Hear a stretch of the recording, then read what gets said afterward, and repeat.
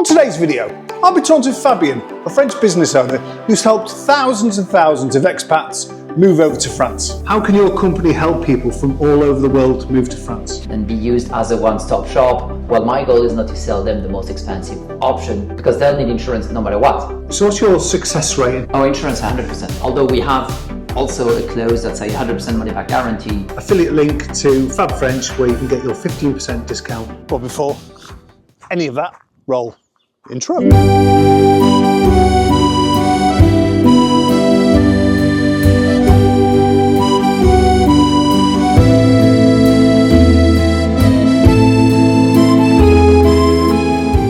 Bonjour les poules, ça va? Allez les poupoules, à manger, à manger. Good morning. From Département 16, La Charente, the northernmost tip of the southwest of France. I'm a little bit annoyed today, I've got to be honest. There's a couple of reasons. Firstly, the format of today's video is going off format, to be honest with you. It's not as linear and as chronological, and that's because the interview with Fabien that I did yesterday, which will be on this video, about 40 minutes long. So I can't add the normal, well, we've done this and we've done that. So yeah, I don't know how it's going to be. I don't know how it's going to work. But the interview with Fabien was great. He's provided a lot of information there, a lot of information. So yeah, so please watch to the end. I thought it'd be clever, and I have 3 cameras set up, but my editing software, iMovies, doesn't support that. So there was a camera on me, there's a camera on Fabien, and there's a camera on both of us. So I've had to drop the camera on me. Unfortunately, I do talk into it. So it's going to look a bit shit. And it's a nightmare to edit. So hats off to Richard Hall for his editing patience. I haven't got it.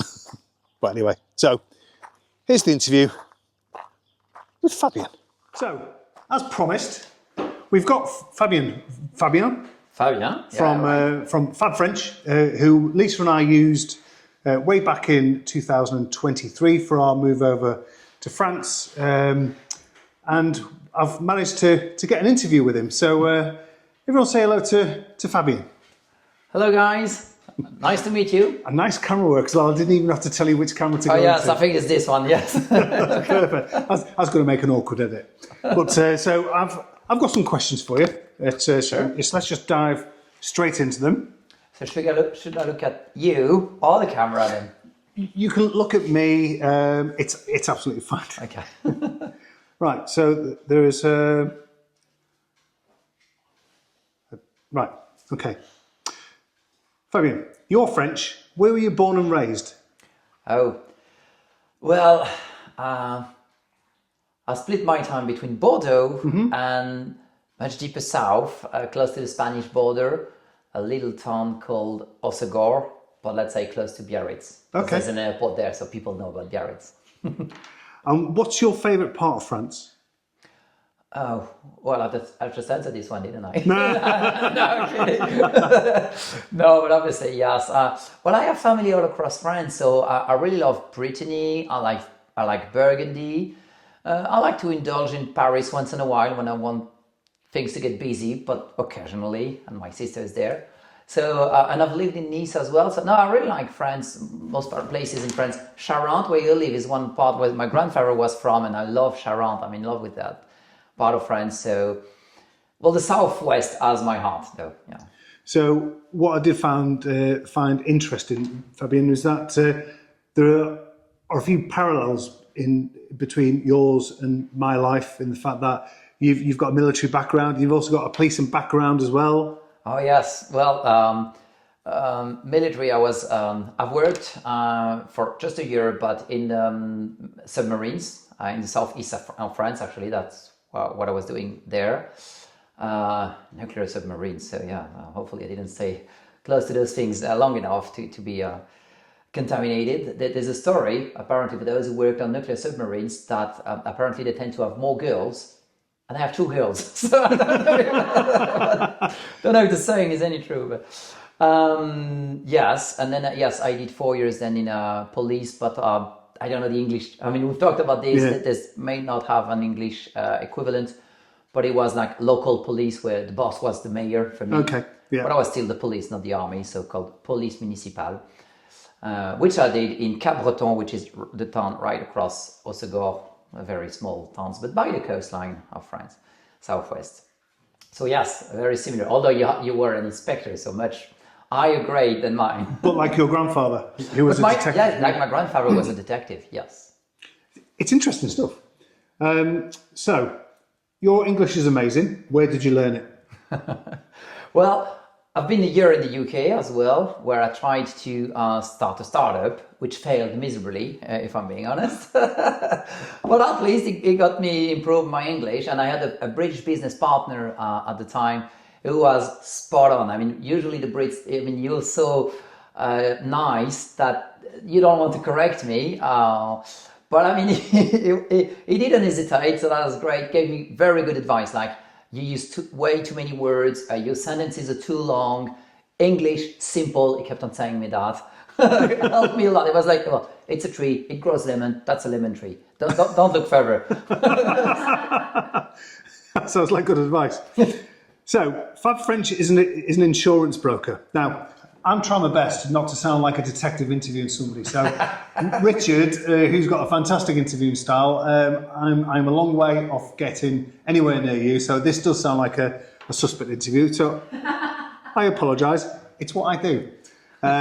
So, Fab French is an insurance broker, but it's much, much more. How can your company help people from all over the world move to France? Well, that's a good question, but it buys into the detective narrative. Yes, so I started as an insurance broker back in 2015, but very, very quickly, very early on, like I'd say 2016, 17 at worst, I very quickly find out that there's a lot of stuff around that. Like, well, you need car insurance, but to have car insurance, you need to have imported your vehicle, you need to exchange your driver license. Mm-hmm. Also back then, that was mostly the Americans. Now it's also the Brits. But then you also need the visa. You need to apply for the carte de séjour. Mm-hmm. And there was an insurance tied to that. I mean, there still is, but And so very quickly, people needed assistance for other stuff, which I was very keen on referring to partners I would have see or find out gravitating around me or our business. But the problem with that is that I've also very quickly found that most of those guys were, I would say, biased. Yeah. Again, not necessarily in a bad way. I mean, this is a business, so I completely get that. But so I also wanted to provide, so actually to use, well, let's say the money we were making from the insurance business, and to be able to use and provide some free advice and guidance for people who are just considering or contemplating a move to France. What about taxes? What about the visa? Which type of visa should I apply for? Could I do this or that? So again, it goes all across the board, and so we started to do free consultations and hand-holding assistance, most of the time for free. When I'm saying for free, I mean, obviously at some point it gets above my pay grade, mm-hmm. and then I refer them to people. There are a few things we can do in-house as well. So, but at least we could act and be used as a one-stop shop, yeah. And for pretty much, well, quite a lot of the things unbiased.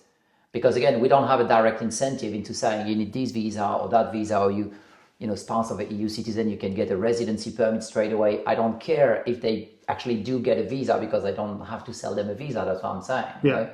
And as very often, there's more than one way to go. Well, my goal is not to sell them the most expensive option, but rather the one that's going to be the most direct or simple for them. Yeah. Because they'll need insurance no matter what. So I don't care which road they'll go down to. So yeah. Thank you. Which country predominantly uses your service, and why do you think this is? It's funny because there's a bit of a trend. So, well, for example, for visas, it used to be Americans mostly, obviously before Brexit, and then Brexit happened. So then we had a lot of British expats or migrants. Then. Well, then there's, let's be honest, there's a bit of a situation in the US. So like last year, I mean, it used to be basically it changes over time, but it used to be 60% British, 40% American, basically. Yeah. I mean, 50% of my clients would be neither British nor American. But let's consider as 85% would be either British or American. Let's consider the 100%. So it was 60-40. But last year was a bit peculiar, and this year is still is. So we have like 80% Americans these days, but definitely is a trend. I mean, on average, and for the past 10 years, it's been roughly 60-40, 60% Americans, 40% Brits. So. Okay, that's interesting. Which parts of your business gets used the most? Well, visas. Yeah. Visas and medical insurance, because, well, you need medical insurance to get a visa. Yeah. So they're tied with one another by far and large. And then after 1 year, which is also funny because like 30% of visas we do, well, people who sell a visa or insurance for a visa too, would actually not see it through the second year. Okay. So let's say there's a churn rate of 30%. The reasons vary. It's because it's not what I thought it would be, or there's actually financially it's not as easy as they thought it might have been, or there is a family event, or because of health issues or something. But some would come back, but sometimes they were not well prepared enough. That's one of the leading factors.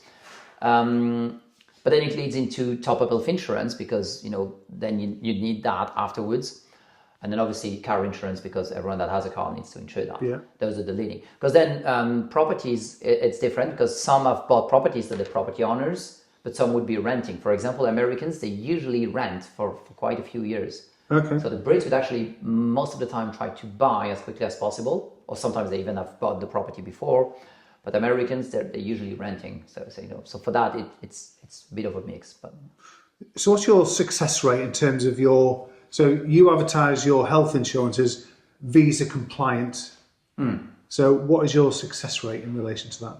Oh, insurance, 100%. Yeah. 100%. Although we have also a clause that say 100% money back guarantee. So we do have to refund. So if we factor that in, but we refund because of other factors. Yeah. It could be because they failed to meet the financial requirement, or the visa application was not thorough enough, that there was not enough information, it was too vague, for other reasons. So if we factor those in, so just the insurance, we've never had a rejection since actually Brexit, since 2021. But for other reasons, the acceptance rate would be 95%. The leading reason for rejections would be depends on where they're coming from. UK, US would not be the same. But from the UK, that would be the lack of proper documentation. Okay. The file is not complete, basically. Yeah. Okay. So I've got a question from friends of ours, Daryl and Liz. So I explained before about their situation. So they are in England. They've got a second home here in a place called Alu. Mm-hmm. And so with that in mind, their question is, can you advise where we are right or wrong? As an Irish passport holder, I believe my wife can automatically apply for residency. With that, can we both apply straight away for the carte de séjour rather than having to get a full medical insurance? Yeah, so a few things. So the good news is you don't both need to apply for the carte de séjour. The Irish spouse could just go to France. Doesn't need a carte de séjour at all. Yeah. The non-EU spouse, so she, I forgot the name, sorry. Yeah. Daryl. Yeah, so the man, so the non-EU spouse is Daryl. Okay, yeah. Daryl.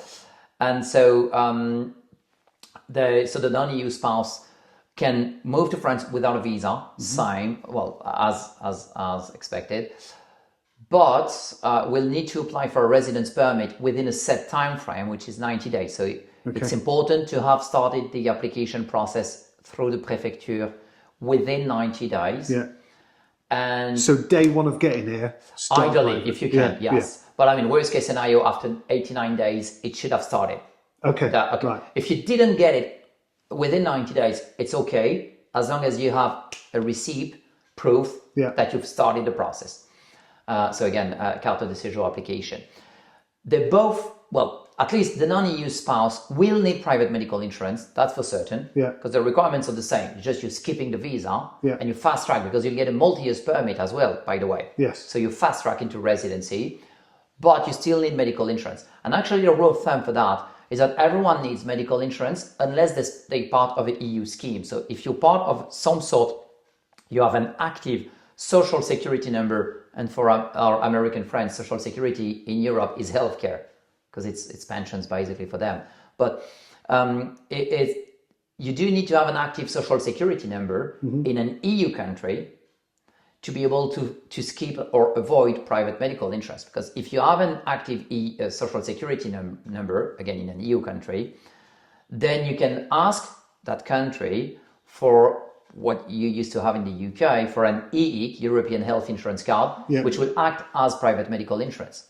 Anyone else would need private medical insurance. It's just that the bar is lower, because as a EU citizen, it's much lower. You just need to be insured, basically. If you apply for a carte de séjour, they accept if you use a policy with an excess, which they wouldn't for a visa, for example. So the requirements might vary, but you would still need that. And if we're completely honest and transparent, if you're an EU citizen, no one will come checking. It is still a mandatory requirement, but as you wouldn't do any kind of process admin-wise, you may slip through the cracks. But as you're legally supposed to be insured until you're part of French healthcare, obviously I would strongly suggest you are insured. Yeah, okay. So the second question, which I asked you off camera, was probably about a half an hour long answer. So I'll try to make it shorter then. So explain it to me as if I'm a 2-year-old, and you are not far wrong. So second question, if we moved tomorrow to our house in France, can my wife continue her job working for a UK-based company remotely without having to change anything? Okay, well, the thing is, I suppose us grown-up males, we're still kids deep down, aren't we? So it's going to be easy for me to speak as if 5 years old. No, yes, but so this one is going to be a trick answer, yes. Because remote work regulations in France, they literally date back 1987. So we didn't have the internet. We had an ersatz of the internet, which we call the Minitel. So, it's like... the short answer would be, it depends if you want to stay in that situation of being a remote worker for a long period or short period. Short period, that's completely okay. For a long period, there might be implications tax-wise and with your UK employer. Yeah. So to circumvent that, try to make sure you have written evidence from your employer, from the US, the UK, actually, it doesn't matter where you're from, that says that they know you're going to France and will be working from France, and they're happy with that, basically. Okay? So that you're protected, and then you can do it. Then, like I was saying, that was the half an hour long answer. There could be some tax implications. There might be some tax solutions or options or schemes that might be better for remote working than just being an employee operating abroad. I'm happy to have a discussion about those things. One thing to be aware of is that with most countries, including, again, UK, US, Canada, most countries, France has a non-dual taxation agreement. So, which means that if your employers obviously will probably have direct debited the national taxes on your wage, over your wage, then you would also be filing your taxes in France, because you would be a tax resident and paying the taxes on your wage in France, so technically paying twice, but you can recoup the paid taxes in excess, in a way. In that example, in the UK, basically send a tax return in the UK saying, well, I've paid taxes in France and you'll be due a tax refund. Excellent.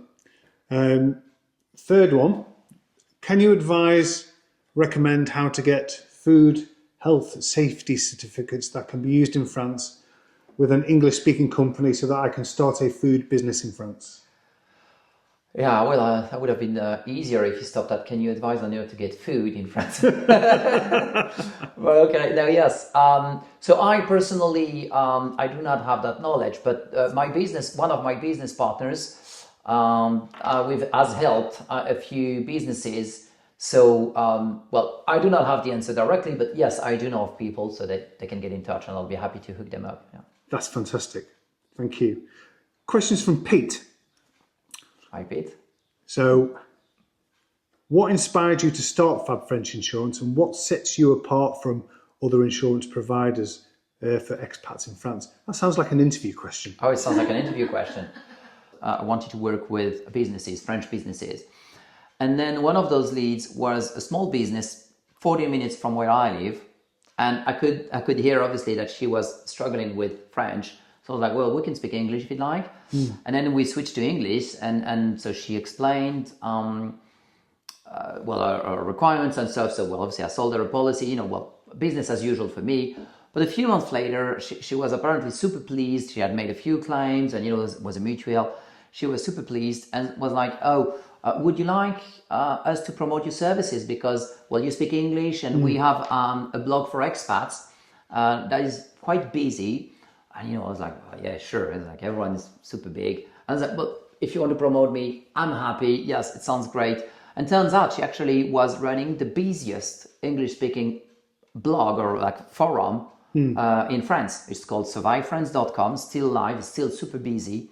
There's like 50,000 unique users a month, so it's massive, massive expat community there. But then she put me on the website, and I was flooded with leads. Most people I work with, they've been through that. They've been expats themselves, even the French. I've been an expat. Everyone that's in the business have been an expat at some point. We're trying to help first, and then eventually, yes, maybe we have something to sell to you. Yeah. But I think, help people first, and business will follow. That's the mentality here. That's lovely. That's really, really nice. It's a good question. What are the biggest mistakes people make when trying to get insured in France, and how can they avoid them? Well, it depends on the policy. The trickiest, by far and large, would be car insurance. Car insurance, there's a lot of pitfalls here, and a lot of people could end up in a very dire situation. So, and I'm not playing a fear-mongering card here, is because the problem is that the logic in France is very, very completely different. Well, for example, most Brits or Americans, they think once they get a certificate of insurance, they are insured. That's it. Because that would be the same. But in France, no. Most policies, we will edit the policies based on declarative statements. But then we will need, because, France is all about paperwork, we will need confirmation of those statements. So supporting documents of the... And as you come from abroad, well, then you would have documentation which is non-standard to the French. And so the risks for discrepancies or for the insurers to apply a loading or sometimes exclusions or sometimes even void your policy completely, the risk is non-zero. So there's a lot of, no claim discounts or driver records from the States. You may think you have maximum discount potentially, but actually you don't have the evidence to support that. Yeah. Or you may think your driver license is fine because you're from the US and you're from an exchangeable state, and actually it's only limited to 1 year in France. Or there's a lot of things. I've even some French companies. Again, it's not to play the fear-mongering card. It's just to share things I've seen, to answer the questions. But for example, there is I can name them. Direct insurance, for example.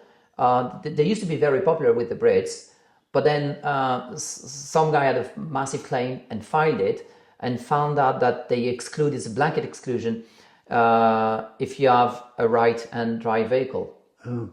It's completely excluded.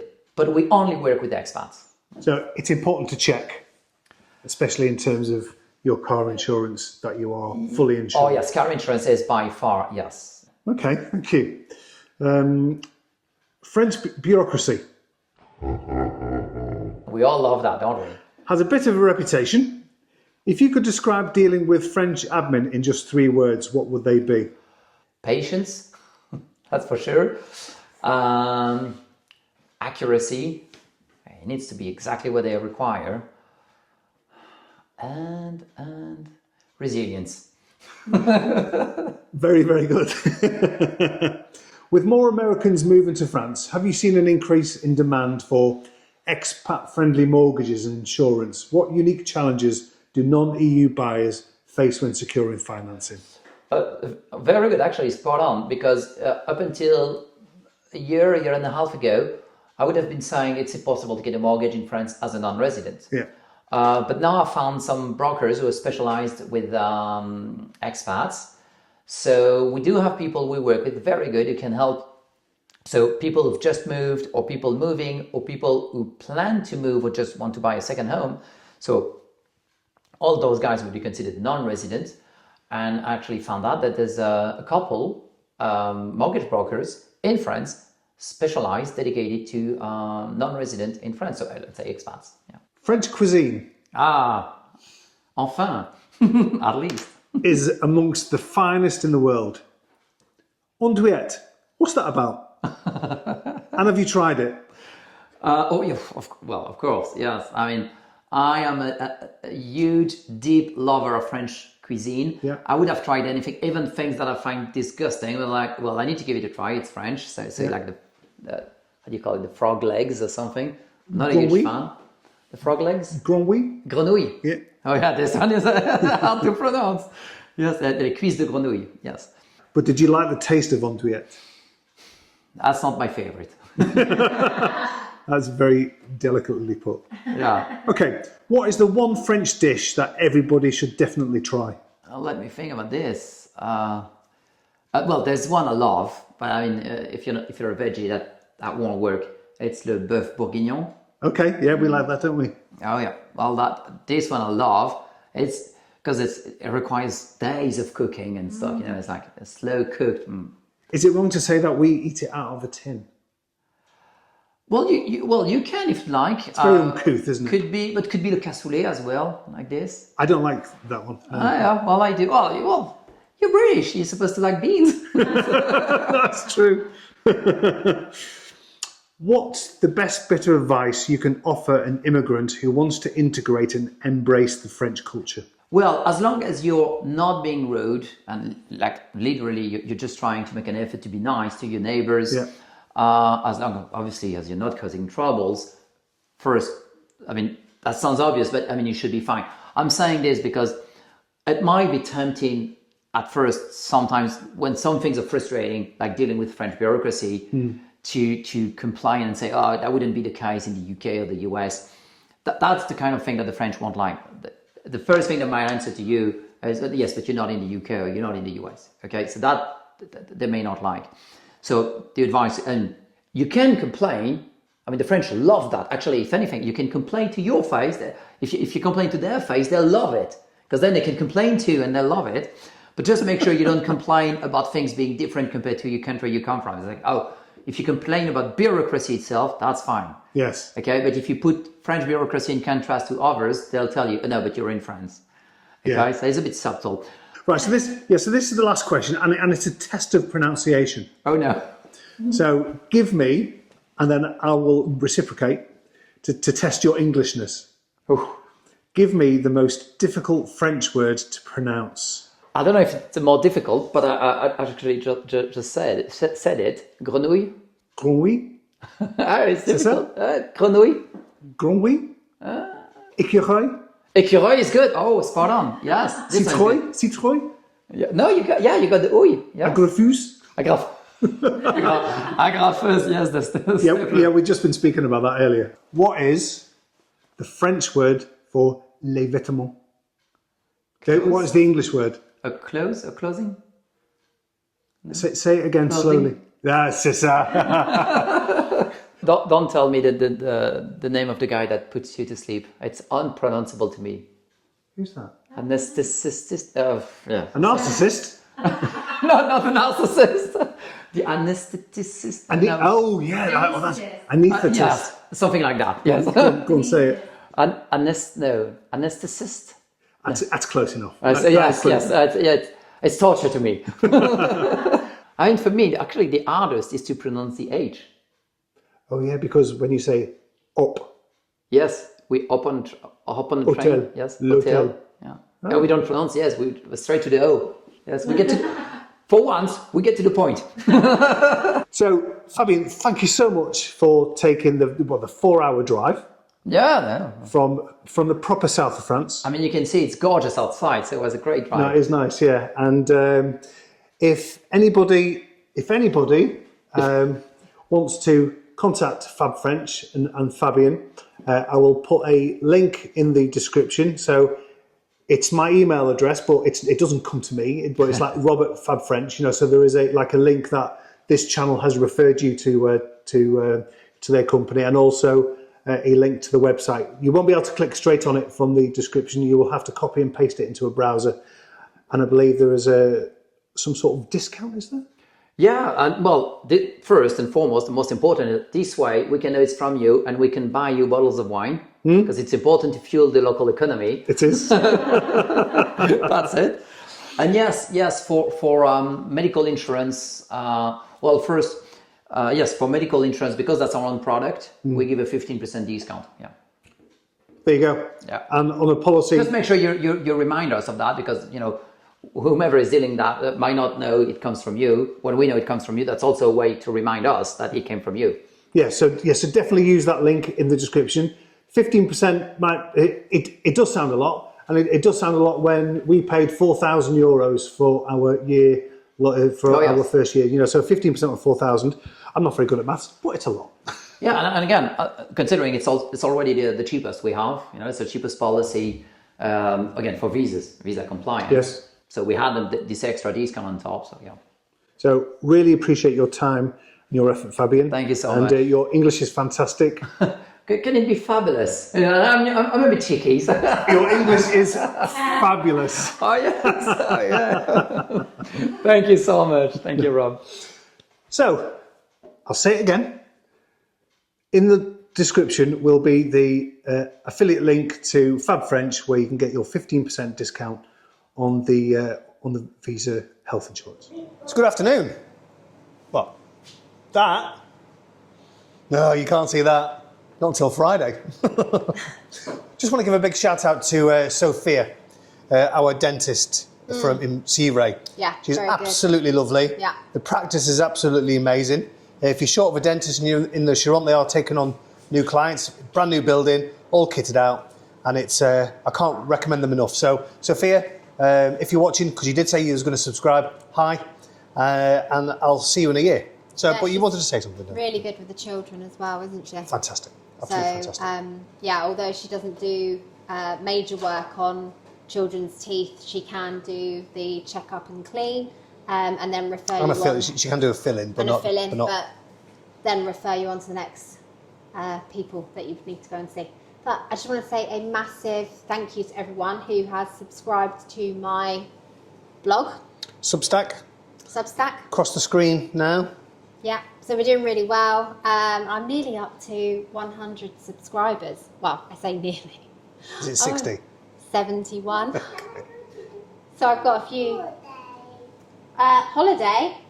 No. You want to go on holiday? No, I want to go. That reminds me, you can buy us a coffee on Substack as well. So just click on the button and yeah, you're welcome to buy us a coffee. It normally turns into a wine rather than a coffee, but you buy me a coffee.com. You buy me a wine.com. A vino. That's our choice, I suppose.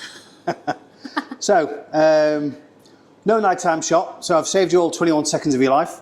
Everything will be back to normal for Friday's video. Thank goodness. Yeah, because we don't like going off format. If this video's going on for long enough.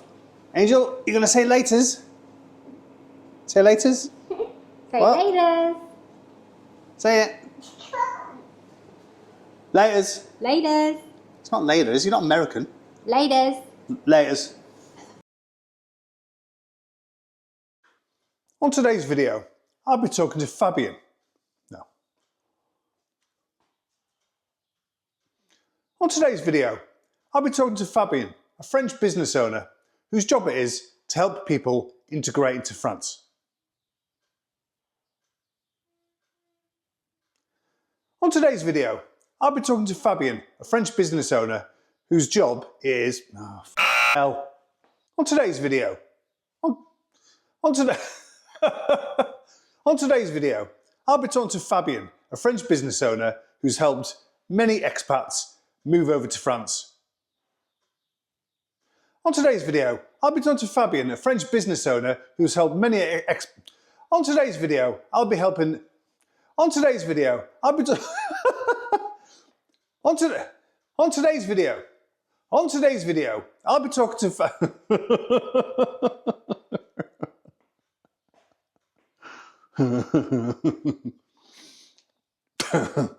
Right, enough. On today's video,